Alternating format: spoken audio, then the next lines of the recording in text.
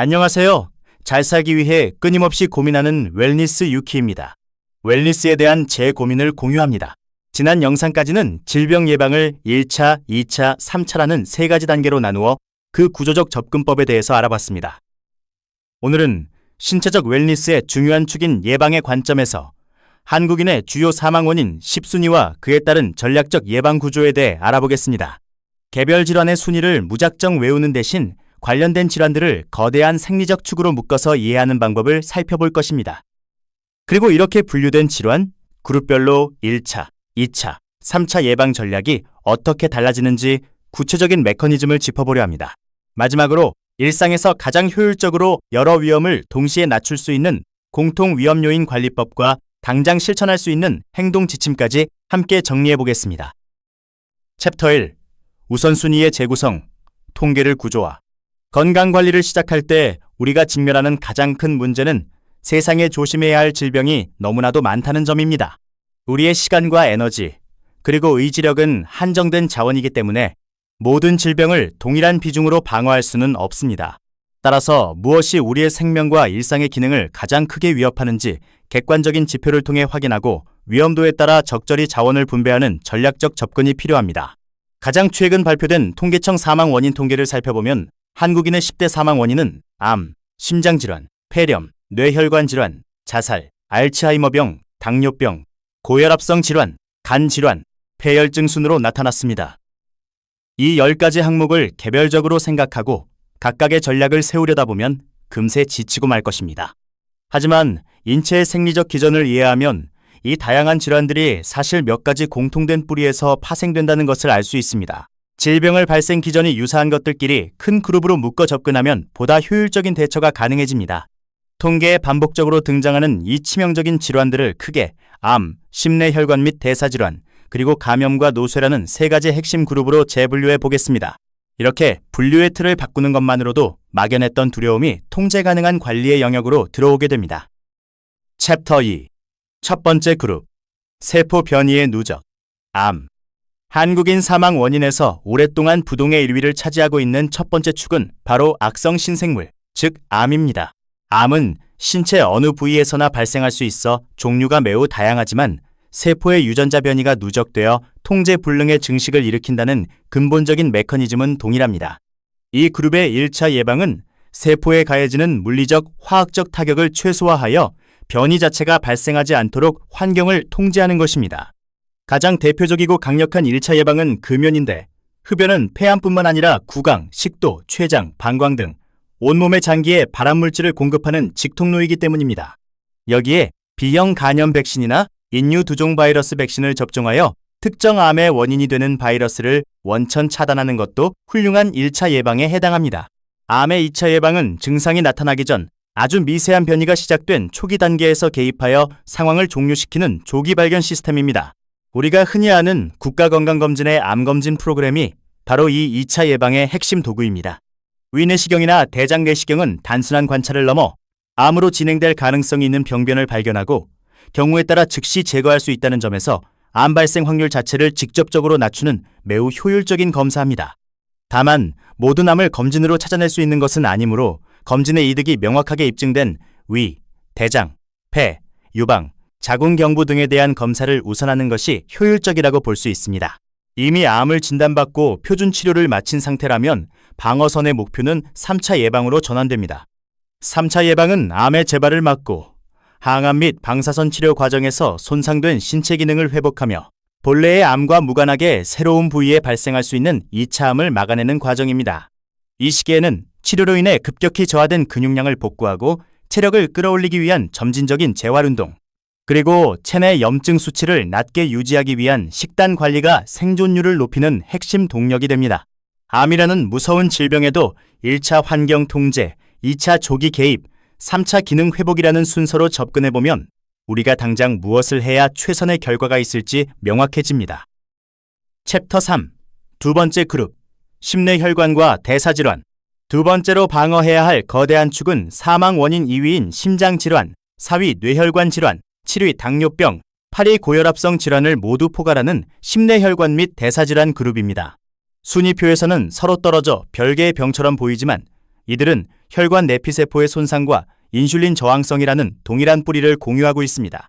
혈압이 높거나 혈액 속에 포도당과 찌꺼기가 과도하게 떠다니면 우리 몸에 산소와 영양을 공급하는 수송관인 혈관벽에 미세한 상처가 나고 좁아지게 됩니다. 이 수송관이 심장에서 막히면 심근경색이 되고 머리에서 막히거나 터지면 뇌졸중이 되며 전신의 미세 혈관을 망가뜨리면 당뇨합병증이 되는 구조입니다. 이 그룹의 1차 예방은 혈관이라는 수송관에 찌꺼기가 쌓이지 않도록 일상의 대사 상태를 좋은 상태로 유지하는 것입니다. 정제된 탄수화물과 과도한 나트륨 섭취를 줄여 식후 혈당의 급격한 상승을 막고 규칙적인 유산소 운동으로 심장 근육의 펌프질 효율을 높이는 것이 기본입니다. 체중 관리, 특히 내장 지방이 쌓이는 허리둘레를 적정 수준으로 관리하는 것은 인슐린 저항성을 낮춰 몸 전체의 대사 효율을 개선하는 가장 확실한 1차 예방책입니다. 심내혈관 질환의 2차 예방에서는 일반 국가검진이 핵심적인 역할을 합니다. 검진을 통해 측정하는 혈압, 공복 혈당, 그리고 연령에 따라 지원되는 지질 수치 확인만으로도 심내혈관 고위험군을 선별할 수 있습니다. 이 검진을 주기적으로 받으면 질병으로 넘어가기 직전에 경계선 단계를 조기에 포착하는 것이 가능합니다. 이 시기에 적극적으로 생활 습관을 교정하거나 필요시 의료진의 판단하에 초기 약물을 사용함으로써 혈관이 돌이킬 수 없이 굳어지는 과정을 미리 차단할 수 있습니다. 한편 현재 진행된 정도를 확인하는 방법으로 영상검사를 활용할 수 있습니다. 목을 지나는 경동맥은 우리 몸 전체 동맥의 상태를 들여다보는 창문과 같습니다. 경동맥 초음파로 관찰했을 때 이 혈관에 동맥경화나 좁아진 흔적이 보인다면 다른 동맥 역시 비슷한 위험에 처해 있다고 유추할 수 있습니다. 이 혈관에 동맥경화나 좁아진 흔적이 보인다면 심장이나 뇌의 혈관 역시 비슷한 위험에 처해 있다고 유추할 수 있는 것입니다. 한편 심장혈관 칼슘 CT를 통해서 심혈관 질환의 위험도를 추정해 볼 수 있습니다. 이 검사는 관상동맥에 생긴 동맥경화반의 석회화를 검출하며 이 수치가 높으면 심혈관 질환 위험이 높아서 더욱 철저한 예방을 해야 하는 대상이 됩니다. 만약 이미 심근경색이나 뇌경색을 경험했거나 당뇨병이 상당히 진행되었다면 3차 예방은 남아있는 장기의 기능을 보존하고 치명적인 손상을 막는 데 총력을 기울여야 합니다. 여기서는 처방받은 약물을 자의적으로 중단하지 않고 규칙적으로 복용하는 것이 생사를 가르는 기준이 됩니다.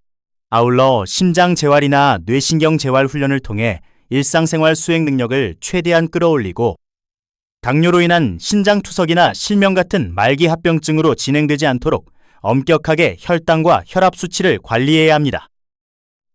챕터 4.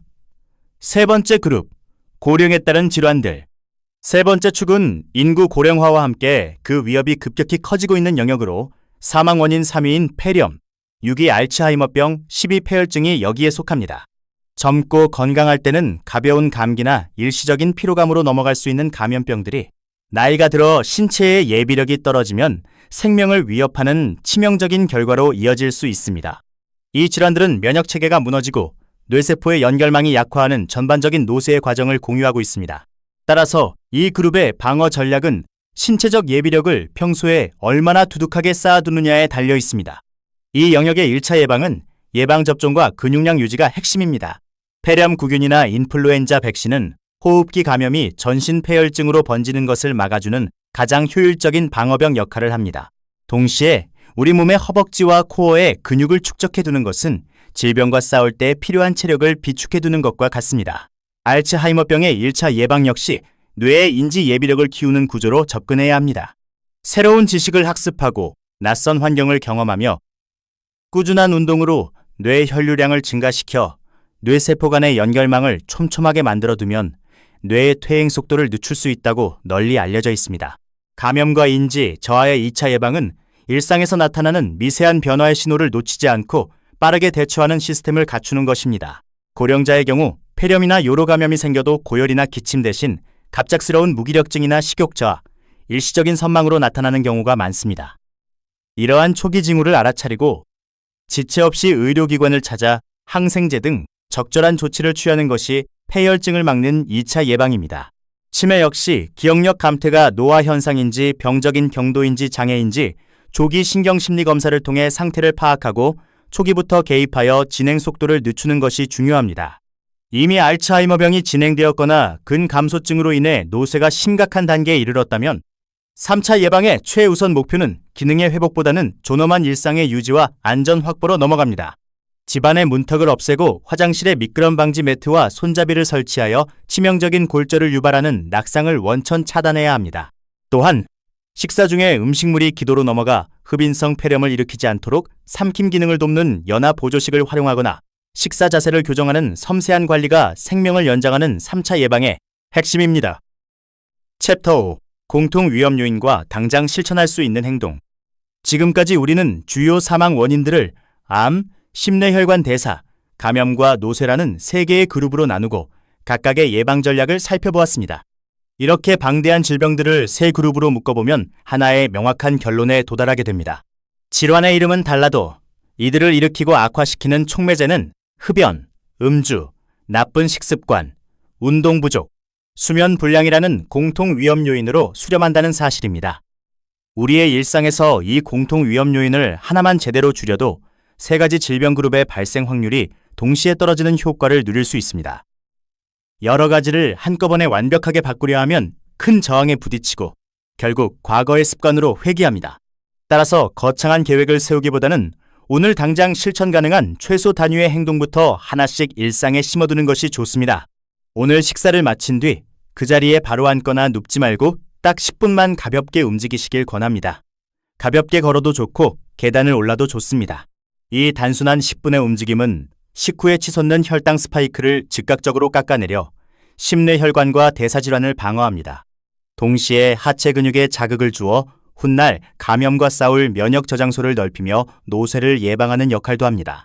만약 낮에 햇빛을 보며 걷는다면 수면 유도 호르몬인 멜라토닌 분비를 정돈해 수면의 질을 높이고 결과적으로 세포의 산화 스트레스를 줄여 암 발생 위험까지 낮추는 다목적의 활동으로 작동합니다.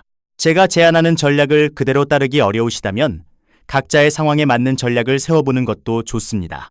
다만 처음 시작은 바로 실행에 옮겨 당분간 유지할 수 있을 정도로 쉬운 난이도부터 시작하시길 권해드립니다. 다음 영상에서는 우리가 매년 혹은 경년으로 받는 건강검진이라는 2차 예방 도구를 어떻게 최대로 활용할 수 있는지 이야기해 보겠습니다. 불필요한 과잉 검사는 피하면서 내 연령과 상태에 꼭 필요한 항목만 세팅하는 방법, 그리고 결과지에서 무엇을 확인해야 하는지 구체적인 가이드를 드리겠습니다. 몸은 단기간에 소비할 대상이 아니라 평생 함께 가야 할 기반입니다. 웰니스 유키였습니다. 바쁜 하루 속 나를 위한 시간 잠시 쉬어가도 괜찮아요. 8가지 웰니스 함께 채워가요. 작은 숨결에도 의미를 담아 지금 이 순간 평온을 느껴봐요. 균형 잡힌 삶 어렵지 않아요. 내일의 나를 위한 리처치 함께 만들어요. 웰니스 유키